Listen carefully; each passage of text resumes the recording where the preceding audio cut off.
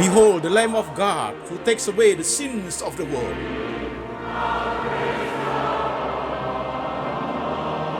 Jesus said, I am the way, the truth, and the life.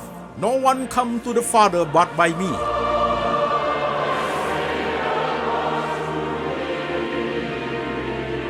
For God so loved this world, so he gave his one and the only Son. Whoever believe in him shall not perish, but have eternal life. Shalom, jemaat sekalian, saya Pendeta Antoni Chang, mewakili Lembaga Antoni Chang Ministry Internasional, mengucapkan selamat Paskah kepada saudara-saudara seiman yang ada di Indonesia maupun di kota-kota di luar negeri. Hari ini kita ibadah Paskah tahun 2024. Temanya adalah Yesus adalah Tuhan. Diambil dari Injil Markus pasal 16 ayat 1 sampai 8. Demikian firman Tuhan.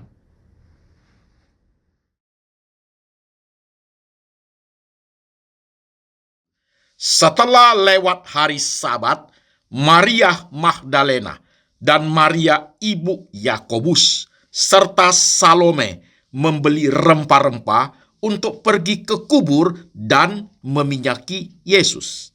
Dan pagi-pagi benar pada hari pertama minggu itu, setelah matahari terbit, pergilah mereka ke kubur. Mereka berkata seorang kepada yang lain, siapa yang akan menggulingkan batu itu bagi kita dari pintu kubur? Tetapi ketika mereka melihat dari dekat, tampaklah batu yang memang sangat besar itu sudah terguling. Lalu mereka masuk ke dalam kubur dan mereka melihat seorang muda yang memakai jubah putih duduk di sebelah kanan. Mereka pun sangat terkejut. Tetapi orang muda itu berkata kepada mereka, jangan takut.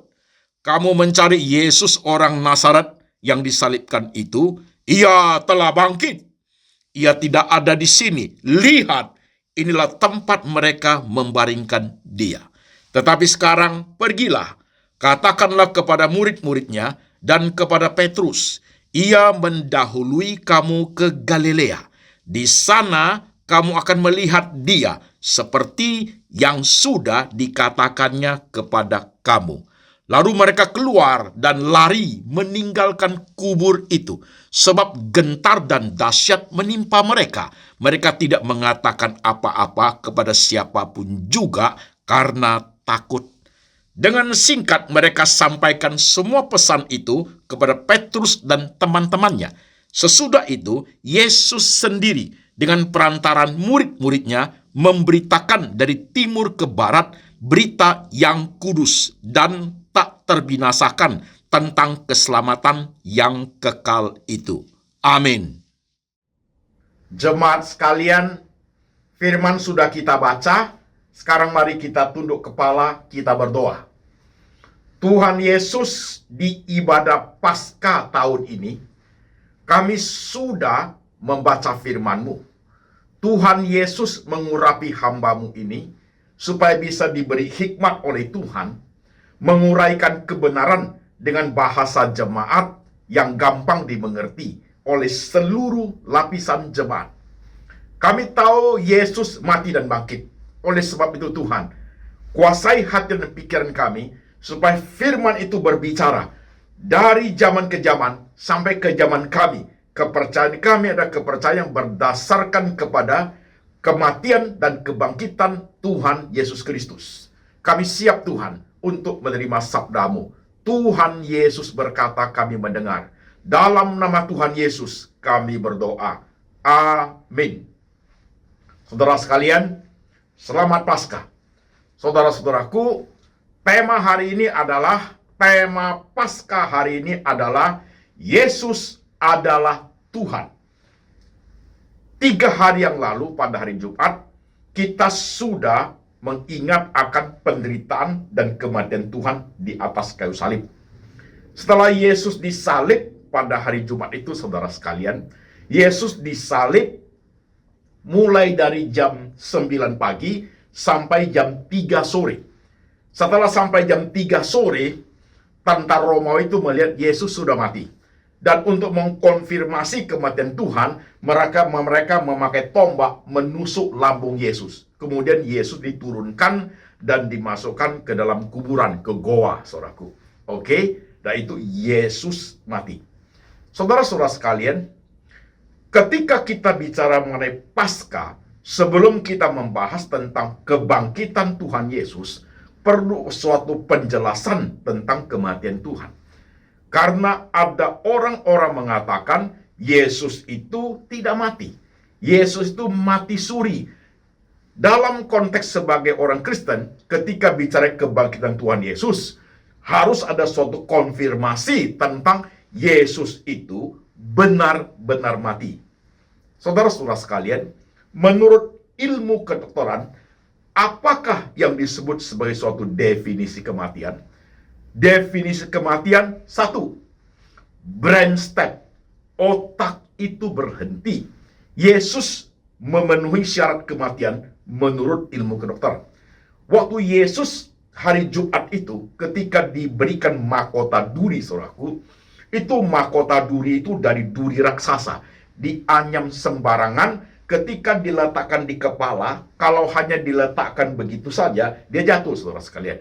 Itu udah diletakkan di kepala, dipukul sampai duri raksasa itu menembus kulit kepala, saudaraku. Itu sakit sekali. Saudara, kita umpamakan orang yang bertinju, ketika pukulan terkena kepala petinju, saudaraku, mereka pingsan, saudaraku. KO, mereka pingsan karena bergetar otaknya. Ini bukan sekedar tinju, tetapi benda tajam. Duri itu menusuk ke dalam kepalanya, terjadi luka dalam otak itu. Brain stem, itu definisi kematian pertama. Yesus memenuhi syarat itu. Definisi kedua, saudaraku, dysfunction of lung, tidak berfungsinya paru-paru. Ketika tentara Roma itu melihat Yesus sudah mati, untuk mengkonfirmasi kematian Tuhan, mereka memakai tombak, menusuk lambungnya, diputar itu tombak sehingga keluar air dan darah. Itu terjadi dysfunction of lung, tidak berfungsinya paru-paru. Itu adalah definisi kematian. Dan Yesus juga memenuhi syarat itu. Definisi kematian ketiga, terjadi disintegrasi dengan lingkungan. Jadi Yesus tidak bisa lagi berinteraksi dengan lingkungan. Udah nggak bisa. Itu mati, saudaraku. Definisi kematian yang keempat, pemisahan tubuh dan roh. Nah, dalam ilmu kedokteran itu tidak ada alatnya untuk melihat roh itu udah pergi belum. Nggak ada alatnya. Tetapi Alkitab mengatakan waktu di Jumat Agung itu, saudaraku, ketika Tuhan Yesus di atas kayu salib, Yesus berkata, genaplah sudah. Ia menundukkan kepalanya dan menyerahkan nyawanya. Saat itu, kematian Tuhan, terjadi pemisahan tubuh dan roh. Jadi saudara sekalian, Yesus memenuhi syarat kematian, saudaraku, 4 definisi itu. Jadi Yesus benar-benar mati. Bukan pura-pura mati, bukan mati suri, bukan pingsan, tetapi benar-benar mati. Ini mesti clear, jemaat. Jikalau sudah clear Yesus itu benar-benar mati, baru kita akan membahas tentang Yesus bangkit dari antara orang mati. Jikalau Yesus tidak benar-benar mati, tidak perlu membahas tentang kebangkitan. Karena Yesus benar-benar mati, maka kita akan membahas tentang kebangkitan Tuhan Yesus di hari Paskah ini. Oke, jemaat? Maka ayat yang kita baca di Markus pasal 16 ayat 1 itu, Maria Magdalena, Maria ibu Yakobus, dan Salome pergi membeli rempah-rempah. Kemudian pergi ke kuburan Yesus untuk meminyaki Tuhan Yesus. Berhenti sampai poin ini dulu, jemaat sekalian. Kita simak sebentar, konsentrasi, saudara-saudaraku. Saudara sekalian, ketika menyaksikan kebangkitan Tuhan Yesus, saudaraku ya, pagi-pagi itu tidak ada laki-lakinya. Rasul-rasul tidak ada, saudaraku. Diwakili oleh 3 orang wanita. Tidak ada prianya. Kemana pria-prianya? Kemana para rasulnya? Saudara sekalian, zaman itu budaya yang mempengaruhi kehidupan mereka adalah Tuhan itu adalah dewa mereka. Jikalau dewa mereka kalah perang, Yesus mati di atas kayu salib, saudaraku, dewa mereka kalah perang, pasti akan menyusul, semua pengikutnya akan dibantai habis. Jadi rasul-rasul itu mereka bersembunyi, saudaraku. Mereka ngumpet, mereka nggak berani keluar, saudara sekalian. Yang berani keluar adalah 3 wanita. Maria Magdalena, Maria ibu Yakobus, dan Salome, saudaraku, pergi ke kuburan Yesus.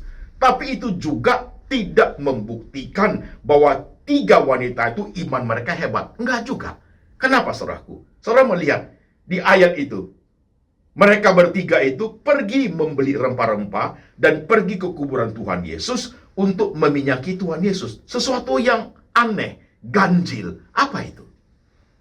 Pada zaman Yesus hidup, sebelum Yesus mati di atas kayu salib, Yesus mengajar kepada murid-muridnya, termasuk perempuan-perempuan itu pasti mereka mendengar. Anak manusia akan diserahkan, dia akan disalibkan. Pada hari ketiga, dia akan bangkit dari antara orang mati. Yesus berkali-kali sudah mengajarkan tentang kebangkitan dari antara orang mati. Mestinya 3 wanita itu sampai di tempat goa tempat Tuhan Yesus, mayat Tuhan Yesus dibaringkan itu, saudaraku, bukan pergi beli rempah-rempah, bukan meminyaki tubuh Yesus, bukan upacara ritual kematian. Mestinya bukan itu, saudaraku. Mestinya ayatnya adalah begini. Pagi-pagi benar, Maria Magdalena, Maria ibu Yakobus, dan Salome pergi ke kuburan Yesus untuk menyaksikan kebangkitan Tuhan. Mestinya itu, jemaat. Tapi kenyataannya tidak ada. Upacara ritual agama, kan sudah mati, harus diminyaki, harus dikasih rempah-rempah. Waktu mereka bertiga masuk ke dalam kubur itu, ke dalam goa itu, baru mereka kaget. Mayat Yesus sudah tidak ada. Malaikat memberikan konfirmasi. Engkau mencari Yesus dari Nazaret itu, dia sudah bangkit dari antara orang mati. Ia mendahului engkau ke Galilea. Mereka mengkonfirmasikan seperti itu. Maka 3 wanita itu keluar dari goa itu penuh dengan ketakutan. Mereka pergi memberitahukan kepada para rasul, saudara sekalian. Nah, ketika diberitahu kepada para rasul, itu terjadi kegemparan, terjadi suatu spiritual awakening, suatu kebangkitan rohani bagi para rasul. Karena sebelum kebangkitan Tuhan, iman mereka runtuh, saudaraku. Mereka takut sekali. Mereka bersembunyi. Ketika kebangkitan Tuhan terjadi, saudaraku, terjadi suatu revival, suatu awakening, suatu kebangkitan rohani, saudara sekalian. Itu loh tentang kebangkitan Tuhan itu. Oke, jemaat. Sekarang saya mengajak jemaat berpikir demikian. Saudaraku, kita sudah tidak membahas tentang Yesus pura-pura mati. Yesus mati suri, sudah kita tidak bahas. Tapi kita mau berpikir seperti jemaat konsentrasi. Seperti ini, jemaat. Jikalau Yesus hanya mati saja, tetapi tidak bangkit.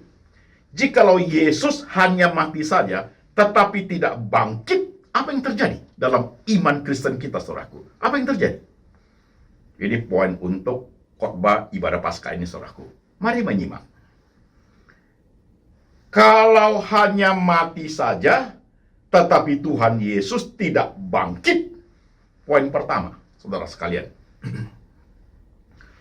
Penebusan Yesus di atas kayu salib untuk orang berdosa tidak sempurna. Tidak digenapi dengan sempurna. Tidak ada gunanya percaya kepada Tuhan Yesus. Dan apa yang Tuhan ajarkan di kitab suci itu bertentangan dengan praktek kematian Tuhan. Gak ada bangkitnya. Padahal di kitab suci Yesus mengajar, akulah kebangkitan dan hidup. Barang siapa yang percaya kepadaku, walaupun dia sudah mati, dia akan bangkit kembali. Bagaimana mungkin bisa? Yesus sendiri sudah mati tidak bangkit kok. Buat apa aku percaya? Belum tentu saya bangkit. Yesus tidak membuktikan diri setelah mati tidak bangkit. Itu menjadi ajaran yang tidak perlu, saudaraku, dan tidak digenapi. Kalau Yesus hanya mati saja tetapi tidak bangkit. Justru iman kita adalah Yesus bangkit dari antara orang mati. Maka apa yang dikatakan Tuhan di Alkitab jadi benar. Akulah kebangkitan dan hidup. Tuhan benar-benar mati dan Tuhan benar-benar bangkit, saudaraku. Oke?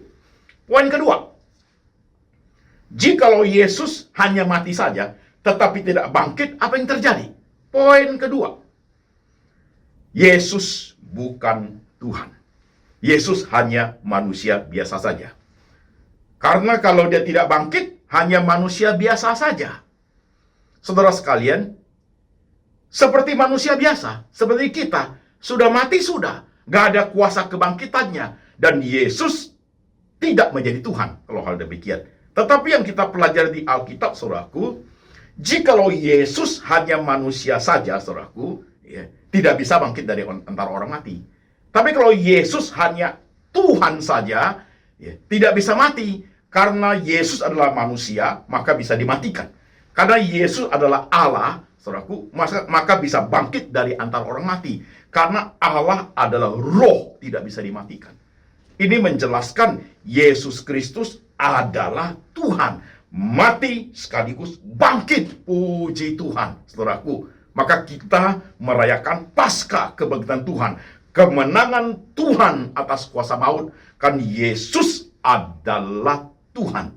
Tidak hanya mati saja, tapi justru bangkit dari antara orang mati. Suatu hal yang sangat spektakuler bagi iman kita. Poin ketiga, jemaat sekalian. Jikalau Yesus hanya mati saja, tetapi tidak bangkit, saudara sekalian. Jikalau Yesus hanya mati saja, tetapi tidak bangkit, maka kekristenan itu, saudaraku, kekristenan itu adalah suatu kepercayaan yang palsu. Sandiwara rohani. Tidak ada kuasanya. Tidak bisa mempertobatkan orang percaya. Karena kepercayaan seperti itu, pemimpinnya tidak bangkit dari antara orang mati. Tidak bangkit. Saudara sekalian, jikalau ada orang ingin menyamai Tuhan Yesus, dia harus bisa seperti Tuhan Yesus mengkonfirmasikan. Yesus mengkonfirmasikan sebelum kejadian, before happening, sebelum mati, Tuhan sudah mengatakan, anak manusia akan diserahkan, pada hari ketiga dia akan bangkit dari antara orang mati. Sebelum terjadi, Tuhan sudah mengkonfirmasi kematiannya dan kebangkitannya. Itulah juru selamat, saudaraku. Kalau kekristenan, juru selamatnya tidak mati dan bangkit, saudaraku, itu adalah sandiwara rohani. Apa yang diajarkan Tuhan bertolak belakang. Karena Yesus berkata, akulah kebangkitan dan hidup, saudaraku. Perhatikan poin ini menjadi penting. Kekristenan itu menjadi suatu sandiwara rohani. Saudara-saudara sekalian, siapapun bisa meniru kekristenan, saudaraku. Kepercayaan manapun bisa meniru kekristenan. Tapi satu-satu yang tidak bisa ditiru adalah mati dan bangkit dari antara orang mati, saudaraku. Mati dan bangkit dari antara orang mati tidak bisa ditiru. Ada manusia seperti itu? Jikalau hari ini saya mengkonfirmasi, jemaat sekalian, ini hari Minggu saya mati ya. Nanti hari Rabu saya akan bangkit dari antara orang mati. Saya akan menyamai Yesus. Tapi buktinya, setelah hari ini saya mati, hari Rabu saya tidak bangkit, saudaraku. Saya busuk, saudara sekalian. Dunia mana, pemimpin mana bisa seperti Tuhan Yesus? Mati dan bangkit dari antara orang mati. Itu membuktikan Yesus adalah Tuhan. Poin keempat, jemaat sekalian. Jikalau Tuhan Yesus hanya mati saja, tetapi tidak bangkit, poin keempat, maka bagi kita orang percaya, hidup penuh dengan ketakutan dan tidak ada kepastian, tidak ada penyertaan Tuhan. Yesus sendiri aja mati kok, tidak berdaya. Bagaimana bisa menjadi Immanuel? Bagaimana bisa menjadi Allah yang menyertai kita? Bagaimana mungkin? Dia sendiri sudah mati tak berdaya. Hidup kita dalam ketidakpastian. Dan surga bukan suatu jaminan, saudaraku. Bukan. Karena kita nggak ada punya pegangan. Kita tidak punya pegangan, tidak ada pemimpin kita, tidak ada Tuhan yang menyertai hidup kita, tidak ada pembela kita. Bagaimana mungkin hidup ini bisa tenang?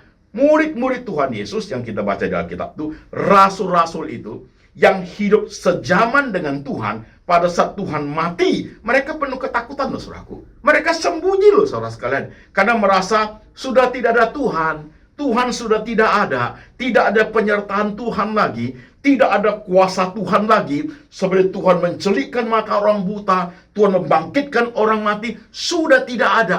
Tuhannya sudah mati, tidak ada penyertaan lagi. Maka mereka penuh ketakutan, tidak ada kepastian hidupnya, berhenti ngumpet, tidak berani keluar, saudaraku. Itu yang terjadi. Oke.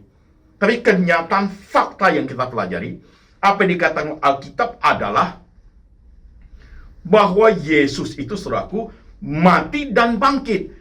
Karena Yesus mati dan bangkit, maka hidup kita bukan penuh ketakutan, penuh keberanian dan harapan yang pasti. Waktu Yesus telah bangkit, berbagai kali, berulang kali, dia menyatakan dirinya kepada murid-muridnya. Damai sejahtera bagimu. Berulang kali untuk mengkonfirmasi kebangkitannya, untuk meneguhkan iman murid-muridnya. Dan pada saat Yesus akan naik ke surga, dia memberitahukan kepada murid-muridnya, pergi, jadikan semua bangsa muridku. Jangan takut, ketahuilah, aku menyertai engkau sampai kepada akhir zaman. Tuhan mengatakan, I will be with you until the end of age, sampai kepada akhir zaman. Saudara sekalian, itulah penyertaan Tuhan. Itulah Allah yang Immanuel. Itulah Tuhan yang mati dan bangkit. Jikalau Yesus bukan Tuhan, tidak mungkin ada karya keselamatan. Jikalau Yesus bukan Tuhan, kekristenan itu adalah sandiwara rohani. Jikalau Yesus bukan Tuhan, saudaraku, tidak ada jalan bagi kita untuk balik pulang ke surga. Gak ada. Kalau Yesus bukan Tuhan, saudaraku, semuanya menjadi sirna. Tapi hari ini, ketika kita baca kitab suci, kita mengingat akan Paskah kebenaran Tuhan, mutlak harga mati. Yesus adalah Tuhan, saudara sekalian. Karena dia adalah manusia, dia lahir menjadi manusia supaya bisa dimatikan. Karena dia adalah roh, dia adalah Allah, maka setelah mati, dia bisa bangkit dari antara orang mati. Itu ada pada diri Tuhan Yesus, saudaraku. Dalam poin seperti ini, saudara-saudara sekalian, pahami firman ini, masukkan ke dalam relung hatimu. Ajarkan kepada anak cucu kita suatu basic rohani yang paling teguh sesuai dengan Alkitab, saudaraku. Yesus Kristus adalah Tuhan. Maka Rasul Paulus mengatakan, aku senantiasa membawa kematian dan kebangkitan Tuhan dalam hidupku. Senantiasa, every day, pemahamannya, imannya hidup karena memahami Tuhan yang mati dan bangkit. Will you, jemaat sekalian? Coba perhatikan hidupmu seperti apa hari ini. Kau punya loh Tuhan yang mati dan bangkit, saudaraku. Tuhan yang sudah mengalahkan maut dan Tuhan bangkit dengan kekuasaannya. Suatu hari kita akan pergi bersama Tuhan Yesus. Suatu hari, walaupun kita sudah mati, kita akan bangkit dari antara orang mati karena Tuhan menjanjikan seperti itu.